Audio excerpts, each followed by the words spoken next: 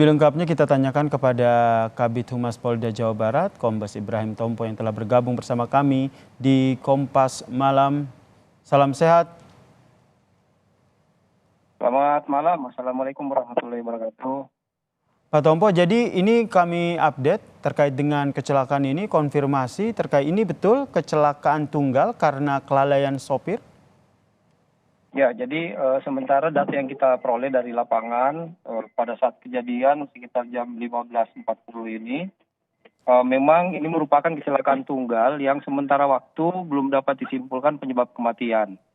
Namun dari kondisi yang ada memang ada menginfokan bahwa ini diakibatkan kenaksalaan sopir. Tetapi untuk kepastian terkait penyebab kecelakaan nanti akan dilakukan penyelidikan lebih mendalam lagi. Pemeriksaan sang sopir sejauh ini seperti apa? Memang sampai saat ini sopir masih kondisi trauma mungkin ya, sehingga mungkin kita masih belum bisa melakukan pendalaman lebih jauh. Tetapi informasi awal yang diperoleh dari keterangan sopir bahwa yang bersangkutan ngantuk dan kaget, sehingga akhirnya membanting setir. Kemudian akhirnya kendaraan oleng ke kiri dan akhirnya miring dan terbalik di jalur pada posisi akhir kendaraan tersebut melintang menghadap ke timur.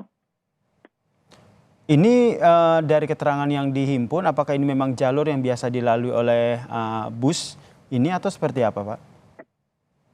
Maaf, suaranya putus-putus. Jalur yang dilewati, apakah ini memang sudah merupakan jalur yang biasa dilewati oleh bus yang mengalami kecelakaan, Pak? Ya, jadi kendaraan ini mengarah ke arah Jakarta dari arah Cirebon.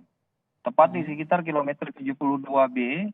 Jadi jalur B ini merupakan jalur arus dari arah Jawa Tengah ke Jakarta. Nah, di mana pada posisi TKP, kemudian kendaraan ini akhirnya membanting setir ke kiri dan akhirnya terbalik di sebelah kiri. Oke, kemudian terkait dengan sang sopir yang tadi kata Pak Tompo masih mengalami trauma, itu berarti saat ini ditahan atau seperti apa statusnya?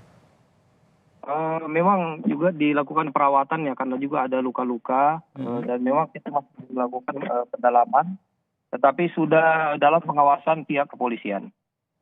Oke, kemudian ada dugaan kelalaian? Memang kita masih belum bisa menyimpulkan secara utuh terkait dengan penyebab kecelakaan karena ya masih membutuhkan pendalaman dan juga data-data teknis terkait dengan kondisi kendaraan, kondisi cuaca, dan juga kita akan memeriksa beberapa saksi untuk meyakinkan terkait dengan penyebabnya, sehingga memang kita baru mendapatkan keterangan awal saja dan belum bisa menyimpulkan secara utuh terkait penyebab kecelakaannya. Termasuk kelaikan dari bus ini ya, Pak? Ya, jadi termasuk kelayakan teknis dari kendaraan tersebut nanti tetap akan kita lakukan pengecekan. Oke, kemudian untuk korban sendiri, update korbannya seperti apa, Pak Tompo? Memang saat awal kejadian, beberapa korban ini secara bertahap dibawa ke rumah sakit Abdul Razak di Purwakarta. Nah, kemudian sebagian juga dibawa langsung ke Siloam Purwakarta karena memang kondisinya yang sudah agak parah.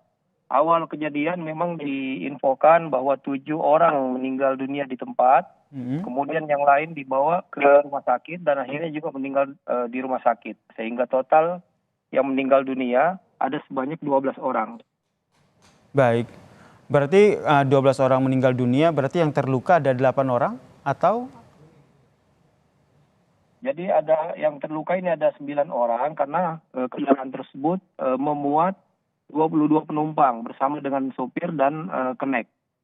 Oke, 22 penumpang. 7 orang ini luka ringan dan 2 luka berat.